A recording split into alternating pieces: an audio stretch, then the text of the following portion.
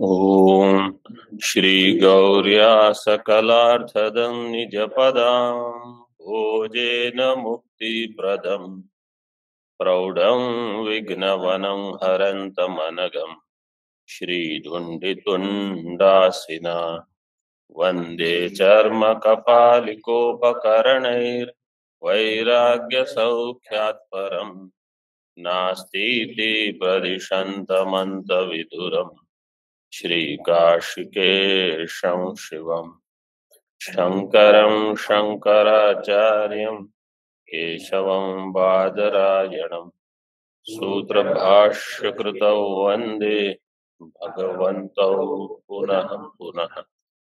ईश्वरो गुरुरात्मेति मूर्तिभेदविभागिने व्योमवद्व्याप्तदेहाय दक्षिणामूर्तये नमः।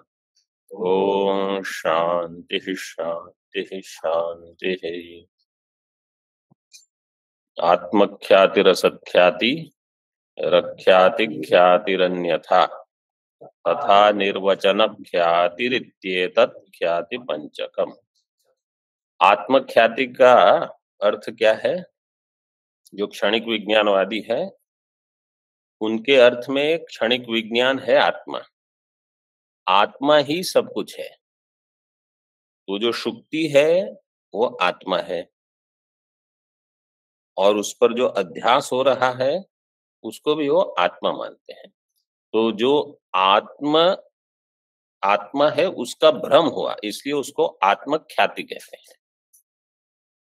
अन्यथा ख्याति में जो अन्यथा है, मतलब अन्यत्र अन्यस्य अवभास है, तो जो अन्यथा है उसका ख्यापनम, ख्यापनम मतलब महाभ्रांति, वो है अन्यथा ख्याति। न्याय वैशेषिक अन्यथा ख्याति वाले। वैसे कुमारिल भट्ट भी अन्यथा ख्याति मानते हैं। प्राभाकर उनसे अलग है। प्राभाकर की ख्याति क्या है?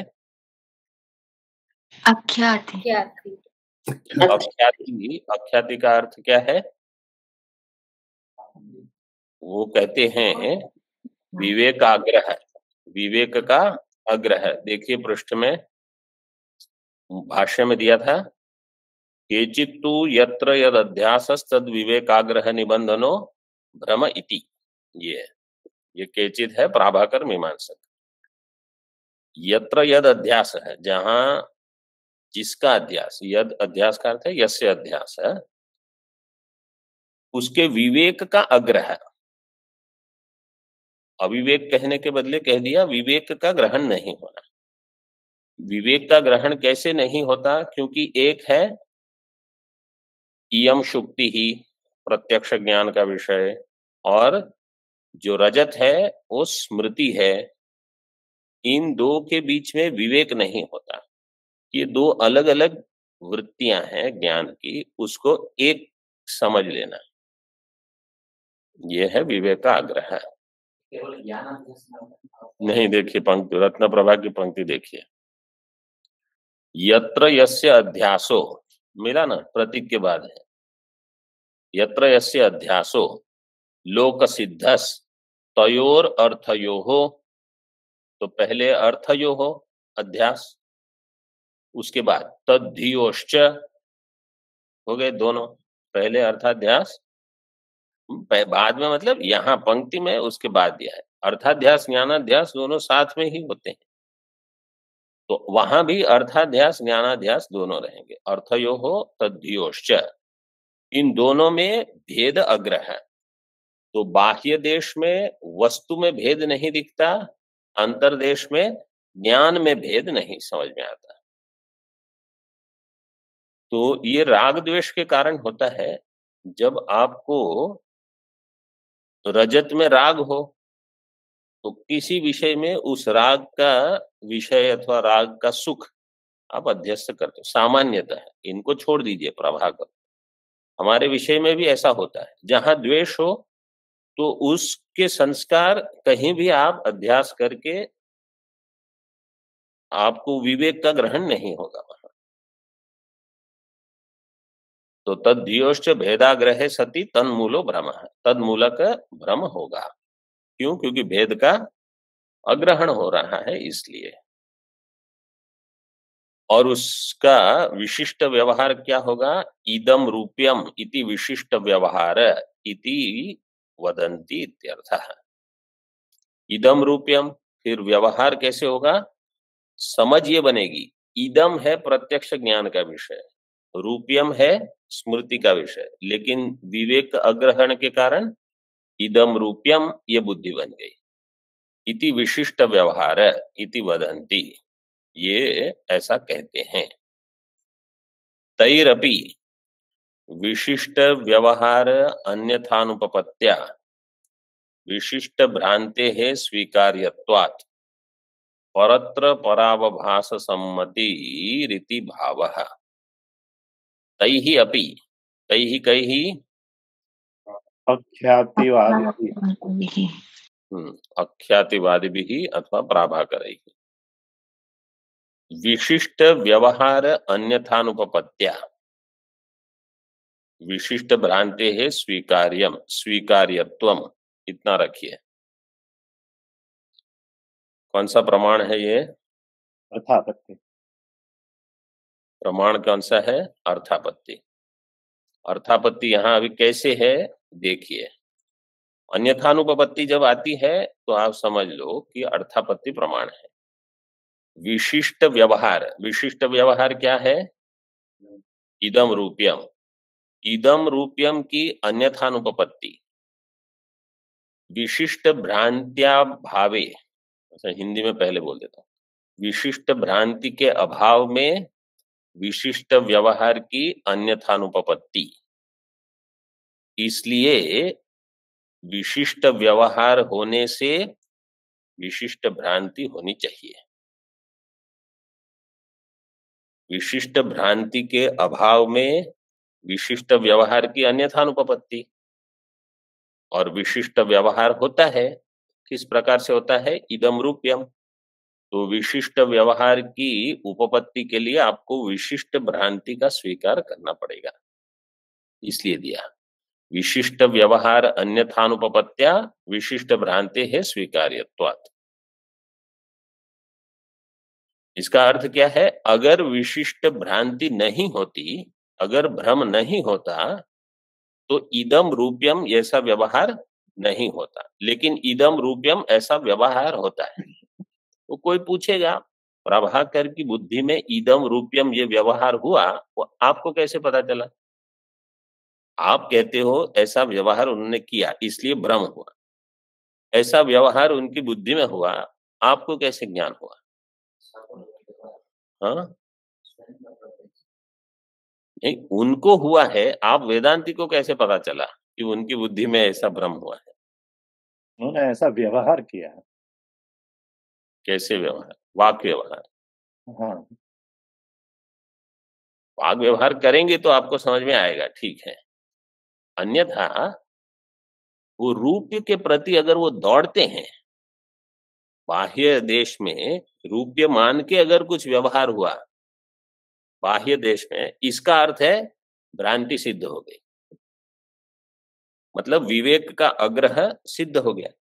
तो बाह्य देश में रजत है, इसके लिए आप जब प्रयत्न करते हो तब भ्रांति सिद्ध होती है। अथवा वाग व्यवहार से करोगे तो भी हो जाएगी। समझो वाग व्यवहार तो हम पूछते नहीं किसी को, अच्छा बताओ ये क्या है, लेकिन प्रवृत्ति को देखकर आप अनुमान कर लोगे। तो विशिष्ट भ्रांति है इसलिए बाह्य देश में आप प्रवृत्ति करते हो, तो वो हो गया विशिष्ट व्यवहार। विशिष्ट व्यवहार अन्यथानुपपत्त्या विशिष्ट भ्रांति है स्वीकार्यत्वात्। परत्र हो गया यहां तक, इसलिए परत्र परावभास सम्मति ही इति भाव, इसलिए इनकी भी परत्र परावभास इसमें इतने अध्यास लक्षण में सम्मति है, मतलब ये भी सम्मत हो गए। ठीक है, शून्य मतम आह। अब शून्य का मत बताते हैं मूल मतलब भाष्य में। अन्यतु यत्र यदध्यासस् तस्यैव विपरीत धर्मत्व कल्पनाम आचक्षते। सीधे ही दे दिया शून्य मतम। शून्य मत की ख्याति क्या है? असत ख्याति।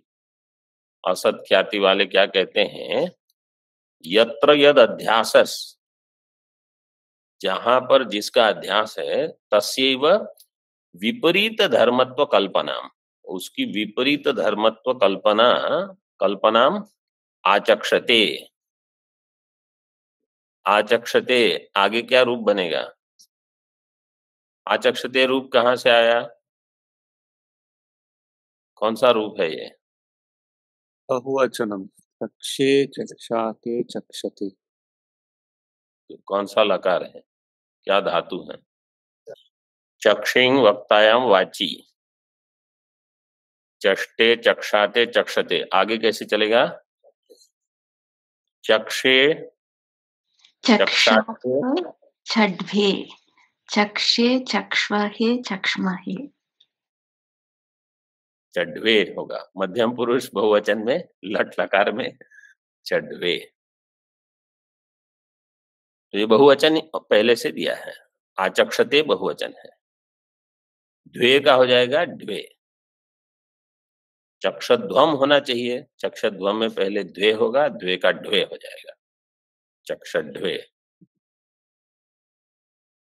वो क्या कहते हैं, विपरीत धर्मत्व कल्पना, जिस अधिष्ठान में अध्यास होता है उस अधिष्ठान में ही विपरीत धर्म की कल्पना करते हैं।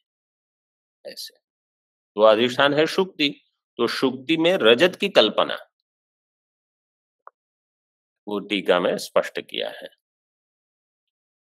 तस्यैव अधिष्ठानस्य शुक्त्यादेः विपरीत धर्मत्व कल्पनाम, शुक्त्यादेः विपरीत धर्मत्व कल्पनाम। क्या प्रश्न है? हाँ स्वामी जी, हाँ, जब वो कहते हैं कि दोनों ही असत हैं, तो वो दोनों असत में कैसे वो भेद दिखाते हैं कि ये असत अधिष्ठान है और ये अध्यस्त है, दोनों ही असत है?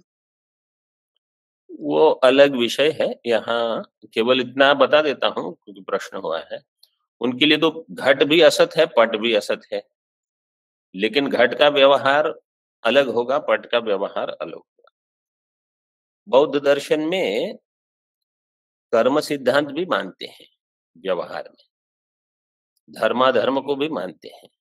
उनकी तरह से जो हम वेद में जिसको धर्म अधर्म कहते हैं, लेकिन जैसे उनके वहां अहिंसा, तप, ध्यान, इस सब का महत्व है। और चैत्य, जो बौद्ध को वो चैत्य कहते हैं, उनको नमस्कार, उनका चिंतन, इससे पुण्य, ये सब वो मानते हैं। और हिंसा और किसी भी प्रकार का, जिसको हम सनातन धर्म में अधर्म कहते हैं, किसी की निंदा, किसी का कुछ की, उसको वो अधर्म मानते हैं।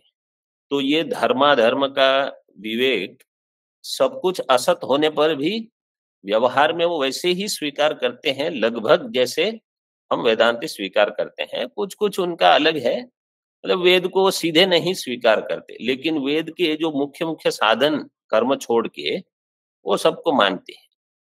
उनके कर्म उनके दर्शन के हिसाब से थोड़े अलग हो गए हैं।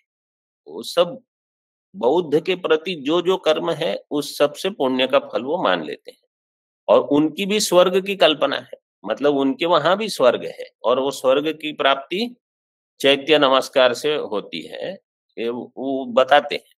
तो सब कुछ असत है, उनके वहां भी एक होता है समृति सत्य, जिसको हम व्यावहारिक कहते हैं, उनको वो समृति सत्य कहते हैं। और एक होता है पारमार्थिक, उनका परमार्थ है शून्य, मुख्यो माध्यमिको विवर्तम अखिलम शून्यस्य मेने जगत। वो पूरा जगत है वो शून्य का विवर्त मानते हैं, हम ब्रह्म का विवर्त मानते हैं, चैतन्य का विवर्त, वो शून्य का विवर्त, लेकिन बाकी सब उनके वहां भी है। तो इसलिए जो उनके गुरु वगैरह रहते हैं, उनका जीवन देखो, तपस्वी पूर्वक, तपस्या पूर्वक जीवन होगा, उसमें भी जप तप ध्यान साधन सब करेंगे। कुछ कुछ इधर उधर अलग होगा, लेकिन बहुत सारा वहां रहेगा। और उनके वहां भी अध्ययन वगैरह बहुत होता है। उनके जैसे नागार्जुन वगैरह की जो कारिकाएं हैं, गौड़पादाचार्य जी से भी पहले की थी, ऐसा कहा जाता है। उनमें भी ये सब लगभग समान है। आप पढ़ोगे तो आपको लगेगा कि ये तो बिल्कुल अद्वैत है। तो वहां भी अध्ययन पर भी बहुत महत्व दिया गया है, और बाकी व्यवहार में जितना भेद है वो भक्ष्या भक्ष्य उनके वहां भी है। ठीक है, तो शुक्ति उनके वहां, शुक्ति भी असत, रजत भी असत, सत्यानृत नहीं है उनके वहां। टीका में देखिए, तस्यैव अधिष्ठानस्य शुक्त्यादेः विपरीत धर्मत्व कल्पनाम विपरीतो धर्मो, विपरीत का अर्थ किया विरुद्ध, विरुद्धो धर्मो यस्य, विरुद्ध धर्म जो है, विरुद्ध का अर्थ है अत्यंत असत्व रूप धर्म रजत आदि। अब देखो उनके वहां भी ऐसे शब्द व्यवहार होगा, अत्यंत असत, क्योंकि शुक्ति भी असत है और रजत भी असत है। शुक्ति में कुछ अर्थ क्रियाकारित्व है, रजत में वो भी नहीं है, तो उनको भी कहीं ना कहीं भेद बताना पड़ेगा। अत्यंत असत्व रूप धर्म रजत आदि, तो विरुद्ध धर्म हो गया रजत आदि, शुक्ति से वो विरुद्ध धर्म है। रजतादि ही यस्य शुक्त्यादेः सह विरुद्ध धर्म, तो विरुद्ध धर्म समस्त पद है। विरुद्धो धर्मो यस्य तद विरुद्ध धर्म, विरुद्ध धर्म हो गया रजत, रजत विरुद्ध धर्म हो जाएगा रजत। पूर्णानंदी में ऐसे व्याख्या की है। तस्य विरुद्ध धर्मस्य भावः, धर्म से लीजिए रजत और विरुद्ध धर्म से शुक्त्यादि लेंगे, तो विरुद्ध धर्मस्य शुक्त्यादेर भाव, भाव का अर्थ है रजतादि। मैं ये पंक्ति बोलता हूं, आप पहले लिख लीजिए तो अच्छा रहेगा। विरुद्ध अत्यंतासत्व रूप धर्म रजतादि यस्य शुक्त्यादेः सह विरुद्ध धर्म तस्य विरुद्ध धर्मस्य शुक्त्यादेर भावो रजतादि तस्य रजतादेः इत्यर्थः। तो विरुद्ध का अर्थ उन्होंने किया अत्यंत असत्व रूप धर्म रजतादि, विरुद्ध धर्म यस्य शुक्त्यादेः सह विरुद्ध धर्म तस्य विरुद्ध धर्मस्य शुक्त्यादेः भाव, विरुद्ध धर्म भाव दिया है, तद्भाव है, तद्भाव का अर्थ कर दिया शुक्त्यादेः भाव, भाव है रजतादि। तस्य रजतादेः अत्यंत असतः कल्पनाम आचक्षते, तो विपरीत धर्मत्व कल्पना, शुक्त्यादि में रजतादि की अत्यंत असत्व असत कल्पना, इसको कहते हैं अध्यास। मतलब अध्यास को ऐसे परिभाषित करते हैं। मध्वाचार्य के मत में जो द्वैत मत है, इनके मत में ये अध्यास को असत मानते हैं, उनकी भी यही ख्याति होगी। जिसको हम मिथ्या कहते हैं अथवा प्रातिभाषिक कहते हैं, उसको वो असत ही कहते हैं, उनके वहां भेद नहीं किया है। इन सब को जो बाद में आए हैं आचार्य, उनको ये पता चल गया कि अगर हम कहीं मिथ्या शब्द गलती से भी स्वीकार कर लेंगे हमारे दर्शन में, तो फंस जाएंगे।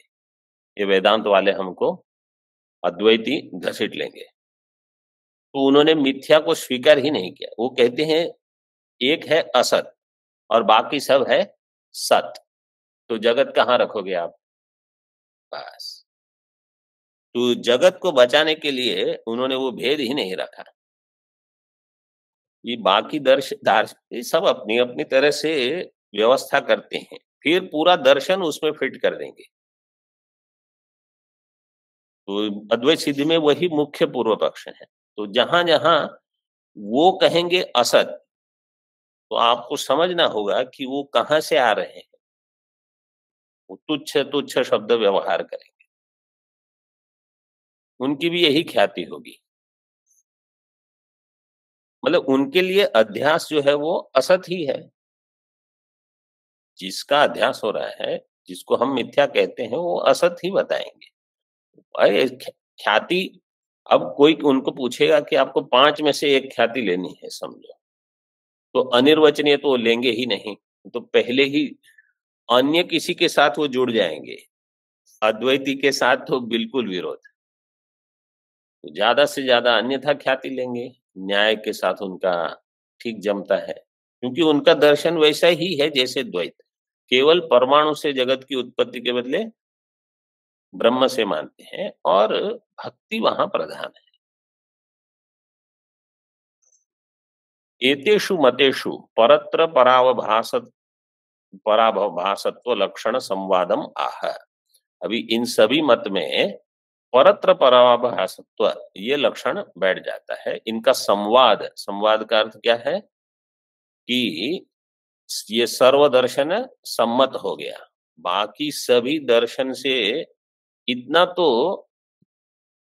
सभी का संवाद है, किसका विसंवाद नहीं रहा। अभी सर्वथापितु भाष्य में अन्यस्य अन्य धर्मावभासताम न व्यभिचरति, सर्वथापि त्वन्यस्यान्य धर्मावभासताम न व्यभिचरति। सर्वथापि तु अन्यस्य अन्य धर्म अवभासताम, इसमें कोई व्यभिचार नहीं है। सभी लोगों ने इतना तो स्वीकार कर ही लिया। टीका में अन्यथा ख्यातित्वादि प्रकार विवादे अपि अध्यासः परत्र परावभासत्व लक्षणम न जहाति इत्यर्थः। अन्यथा ख्यातित्वादि प्रकार, इसमें विवाद भले हो, कोई अन्यथा ख्याति, कोई असत ख्याति, कोई आत्म ख्याति, विवाद होने पर भी अध्यासः परत्र परावभासत्व लक्षणम, अध्यास का ये लक्षण है परत्र परावभासत्वम न जहाति, इसको कोई नहीं छोड़ता। जहाति वहां त्यागे, जहाति आगे जहितः जहितः दोनों रूप बनेंगे, और जहति बहुवचन जहति, ये गीता में आता है। प्रजहाति है और जहति कहाँ आता है? जहल जहति में गीता में आता है। ठीक है, परावभासत्व लक्षणम न जहाति, ये सभी का समान हो गया। सुक्तौ अपरोक्षस्य रजतस्य देशांतरे बुद्धौ वा सत्वायोगात्। सुक्ति में देखो अभी पूरा वाक्य में पढ़ लेता हूं पहले। सुक्तौ अपरोक्षस्य रजतस्य देशांतरे बुद्धौ वा सत्वायोगात् शून्यत्वे प्रत्यक्षत्वायोगात् सुक्तौ सत्वे बाधा योगात् मिथ्यात्वम एवेति भावः। सुक्ति में जो रजत है वो मिथ्या है, सिद्धांति का प्रतिपादन, मतलब निगमन। क्यों? सुक्ति में अपरोक्ष रजत का भान होता है आपको, मतलब जहां सुक्ति है वहां आपको रजत दर्शन हो रहा है, वो अपरोक्ष है। तो इसमें देशांतरे बुद्धवा सत्व अयोगात, जो रजत सामने भासती है सुक्ति में, वो देशांतर में है, ये हो नहीं सकता। वो बुद्धि में है, देशांतर में है, कौन कहेगा? अन्यथा ख्यातिवादी, अन्यथा ख्यातिवादी, अन्यथा ख्याति वाले न्याय। बुद्धि में है, ये कौन कहेगा? आत्मख्याति, आत्मख्याति वाले क्षणिक विज्ञान। तो सत्व अयोगात।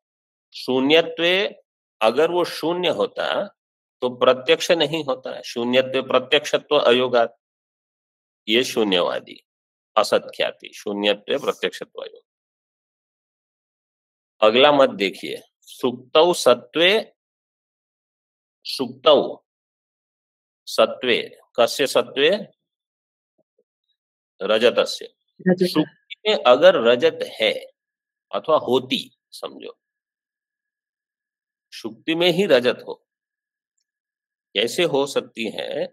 जैसे कोई कहेगा पंचीकृत पंच महाभूत से ही शुक्ति बनी है और रजत किससे बनती है? पंचीकृत, तो वहां वो भी हो सकती है, क्यों नहीं हो सकती? उपादान तो समान है ना दोनों का। अगर कोई कहेगा कि शुक्ति में रजत है तो शुक्तौ सत्वे मान के अभ्युपेत्यवाद है, तो उसका बाद नहीं होना चाहिए। अगर कोई वस्तु वहां व्यावहारिक रूप से होती तो बाधा योगात, उसका बाद नहीं होता, लेकिन उसका बाद होता है, इसलिए मिथ्यात्वम एव इति भाव। आरोप्य मिथ्यात्वे न युक्ति अपेक्षा तस्य अनुभव सिद्धत्वात्। आरोप्य मिथ्या है, उसमें कोई अन्य युक्ति की अपेक्षा नहीं है। हालांकि दे दिए इतने कुछ लिंग अथवा सूचक, लेकिन युक्ति की अपेक्षा क्यों नहीं है? क्योंकि वो अनुभव सिद्ध है। तस्य अनुभव सिद्धत्वात्, तस्य कस्य? आरोप्यस्य मिथ्यात्वस्य, आरोप्यस्य मिथ्यात्वस्य अनुभव। जो आरोप्य है वो मिथ्या है, ये अनुभव सिद्ध है। मतलब आरोप्य के मिथ्यात्व के विषय में अनुभव प्रमाण हो जाता है। तथा च, भाष्य में तथा च लोके अनुभवः शुक्तिका ही रजतवद अवभासते एकश्चंद्रः सद्वितीय वदिति। तो शुक्तिका, लोक में अनुभव क्या है? शुक्तिका ही रजतवद अवभासते, और एकः चंद्रः, एकश्चंद्रः सद्वितीयवत् इति। अनुभव ये है कि शुक्तिका ही रजत जैसी लगती है, रजतवत, और एकः चंद्रः सद्वितीयवत्, द्वितीयेन सह वर्तते इति सद्वितीय, तद्वत् सद्वितीयवत् इति। बाधांतर कालीनोयम अनुभवः। अब पहले बोल देते हैं कि ये जो अनुभव है शुक्ति का ही रजतवद अवभासते है, ये आप कब कहोगे? ये तो जब ज्ञान हो गया, रजत का बाद हो गया, तब आप कहोगे अरे ये शुक्ति का ही रजत भासती थी। ऐसे ज्ञान के पहले आपको शुक्ति और रजत ये दो ज्ञान है ही नहीं। उस समय तो केवल इदम रजतम, केवल यही ज्ञान है। शुक्ति में रजत है, शुक्ति में भासता था रजत, ऐसे भान नहीं है। इसलिए कह दिया बाधानंतर कालीनो अयम अनुभव।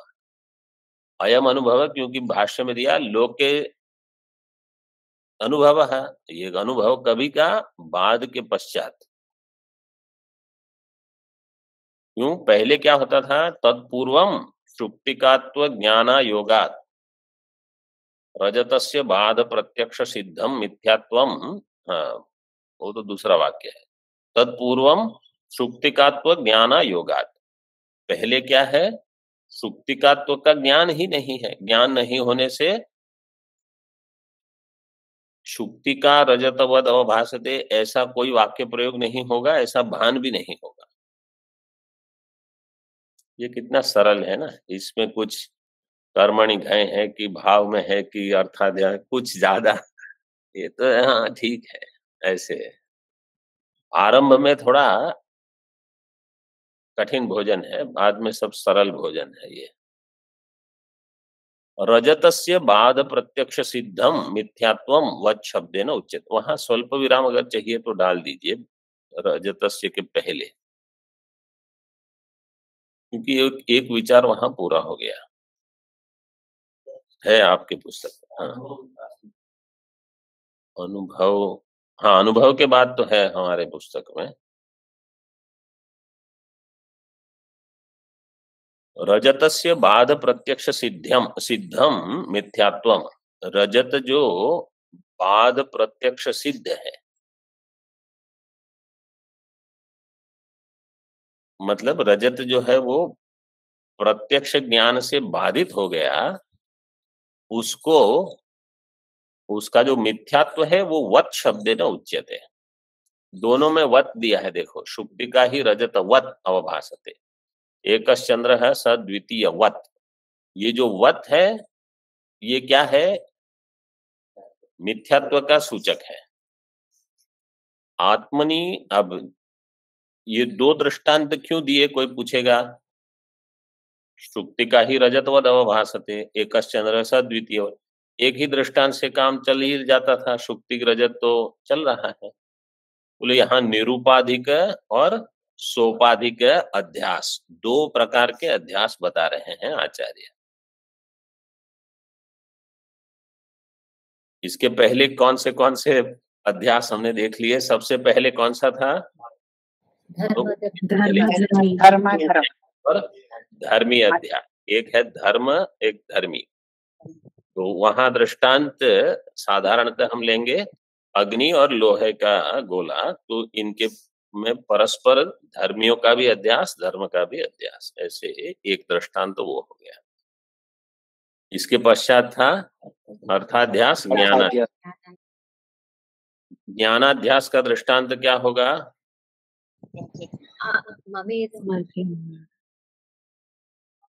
वो तो दार्ष्टान्त हो जाएगा, दृष्टांत में पहले बताइए। इदम रूप्यम ज्ञानम। इदम रूप्यम मतलब शुक्ति में इदम रूप्यम, ये जो ज्ञान है ये ज्ञानाध्यास का दृष्टांत हुआ। अर्थाध्यास का दृष्टांत क्या होगा? रज्जु सर्प। रज्जु सर्प ज्ञान, रज्जु सर्प इन रज्जु नहीं, लेकिन रज्जु सर्प विषय, आपको ज्ञान और विषय के अध्यास में भेद बताना है। ये अर्थाध्यास है। अर्थाध्यास रज्जु में सर्प जो भासता है बाह्य देश में, वो विषय, वो है अर्थाध्यास। तो चार अध्यास हो गए, धर्म, धर्मी, ज्ञान, अर्थ। इसके बाद स्वरूपाध्यास, संसर्गाध्यास। अभी मैं प्रश्न करूंगा, आप उत्तर देंगे। रूप्य में इदम का संसर्गाध्यास है कि स्वरूपाध्यास है कि दोनों अध्यास है कि कोई भी अध्यास नहीं है? संसर्गाध्यास।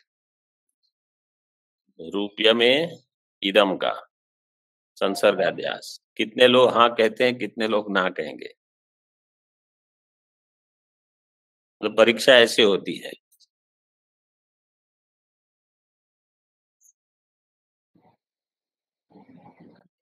यहाँ पर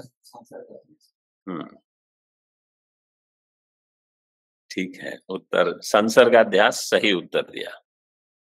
जिनको समझ में नहीं आया उनको समझना है, केवल हाथ उठाना आवश्यक नहीं है। हाथ नीचे कर दीजिए और समझ लीजिए। इदम में रूप्य का संसर्गाध्यास है कि स्वरूपाध्यास है? दोनों। स्वरूपाध्यास और संसर्ग। जब मैंने पूछा दोनों, तो फिर आपको दोनों के नाम देने की आवश्यकता नहीं, केवल दोनों। कौन सा? स्वरूप और संसर्ग। इदम में रूप्य का दृष्टांत में ऐसे समझना है। पहले सभी जगह आपको ये समझना है। अध्यास भाष्य में ज्ञानाध्यास का क्या दृष्टांत में दिया था कुछ? अहम इदम मम इदम में क्या भेद बताया था? मम इदम अर्थाध्यास और अहम इदम ज्ञानाध्यास ऐसे बताया था, देख लीजिए। कौन से पृष्ठ पर है वो? 11 Swami ji. Swamiji, that was Tadatnya and Sansarga. For that, Ahamidam, Mamidam was given. ठीक है, आप लोग उसको देख लीजिए। लोक व्यवहार, इसमें लोक को अर्थाध्यास और व्यवहार को ज्ञानाध्यास ऐसे बताया था।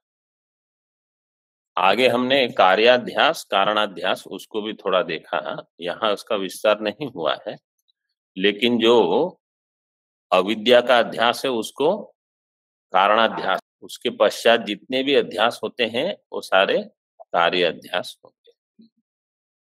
अब यहाँ सोपाधिक और निरूपाधिक इस प्रकार से भेद किया है। जो अहम का अध्यास है, विद्या में नहीं, अहंकार का आत्मा में अध्यास है, वो होगा निरुपाधिक। उसमें अविद्या निमित्त बनेगी। वो दिया है अगली पंक्ति में, आत्मनि निरुपाधिके अहंकार अध्यासे दृष्टांतम उक्त्वा।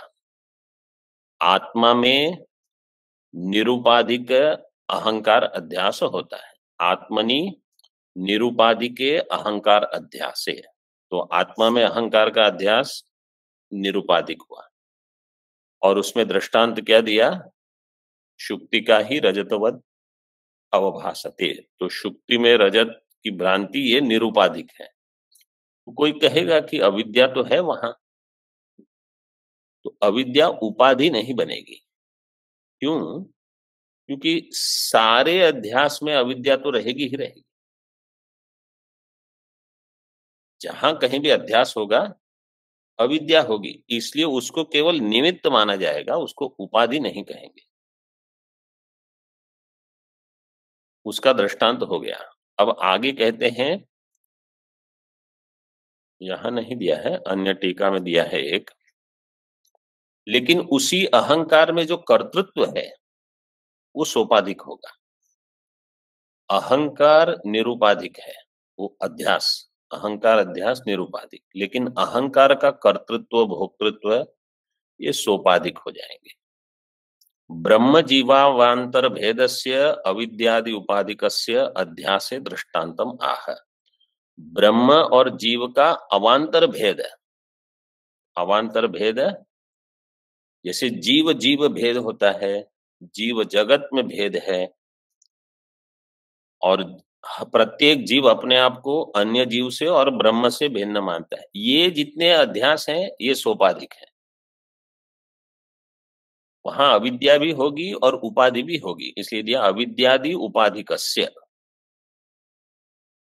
अध्यासे दृष्टांतम आह। ये सोपाधिक दृष्टांत हो गए। टीका में ऐसे दिया है, जैसे चैत्र और मैत्र अपने आप को भिन्न मानते हैं, ये अध्यास है, ये सोपाधिक है, क्योंकि आप उपाधि को लेकर चलते हो। इसमें सोपाधिक अध्यासे चैत्रो मैत्राद भिन्न इति परस्पर जीव भेदस्य। इसका दृष्टांत है एकश्चंद्र सद्वितीय वद इति। चंद्र सहितवत, चंद्र सहितवत एक एव अंगुल्या द्विधा भाति इत्यर्थः। एक ही चंद्र, अंगुल्या एक उंगली ऐसे कोई करके ऐसे करेगा ना तो सब चीज दो दिखेगी, अथवा ऐसे आगे भी एक उंगली रखोगे तो एक यहाँ कुछ दिखेगा, एक यहाँ दिखेगा, ऐसे दो हो जाएंगे। भगवान भाष्यकार वो दृष्टांत देते हैं, चंद्र सहित वत। वत का अर्थ क्या किया? मिथ्यात्व, मिथ्या प्रत्यक्ष सिद्ध है। एक अंगुल्या द्विधा भाति इत्यर्थः। लक्षण प्रकरण उपसंहारार्थः इति शब्दः। अब यहाँ लक्षण का प्रकरण का उपसंहार हो गया। एकश्चंद्र सद्वितीयवत इति, तो सोपाधिक निरुपाधिक ये अध्यास भी हो गए। इस प्रकार से 10 भिन्न भिन्न प्रकार के अध्यास है। मतलब एक भी ठीक से समझ में आ जाए तो कम से कम कि ये जो अहंकार है ये ही आत्मा में अध्यस्त है और फिर सब खेल कर रहा है। तो लक्षण का प्रकरण का उपसंहार हो गया। ओम पूर्णमदः पूर्णमिदं पूर्णात् पूर्णमुदच्यते पूर्णस्य पूर्णमादाय पूर्णमेवावशिष्यते। ओम शांति शांति शांति। शंकरं शंकराचार्यं केशवं बादरायणं सूत्रभाष्यकृतौ वन्दे भगवन्तौ पुनः पुनः। ईश्वरो गुरुरात्मेति मूर्तिभेदविभागिने व्योमवद्व्याप्तदेहाय दक्षिणामूर्तये नमः। ओम शांति शांति शांति।